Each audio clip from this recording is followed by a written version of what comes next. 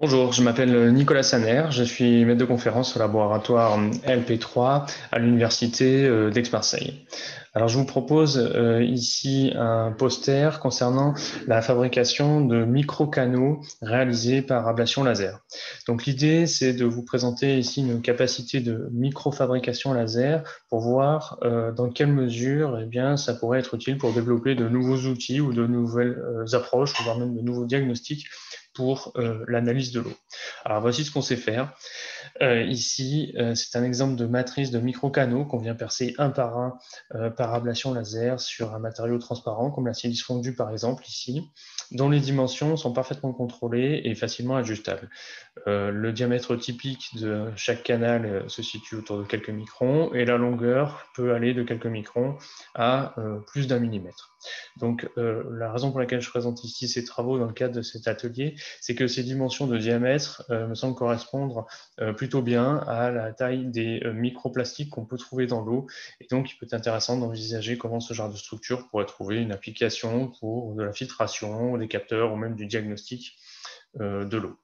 Alors, l'objectif du poster est de présenter la façon dont on fabrique ces matrices de microcanaux. Alors, tout d'abord, on a développé un système de mise en forme spatiale de faisceaux laser ici. On réalise ce qu'on appelle des faisceaux de Bessel, c'est-à-dire qu'au point focal ici d'un objectif de microscope, on a des faisceaux dont la distribution d'intensité est très allongée comme ceci. On peut contrôler à façon la longueur de notre faisceau et on vient donc réaliser ici de l'ablation en surface d'un matériau. Donc, on obtient des canaux de diamètre parfaitement bien contrôlés, au micro près, et dont on contrôle également bien la profondeur également. Alors ici, à titre d'illustration, on est capable de réaliser des matrices de microcanaux, ici, de périodicité spatiale variable. Ici, vous avez un exemple d'espacement de 3 microns entre deux canaux. Et si on regarde par la tranche, on voit que ces canaux sont parfaitement contrôlés, parfaitement reproductibles et avec un profil cylindrique.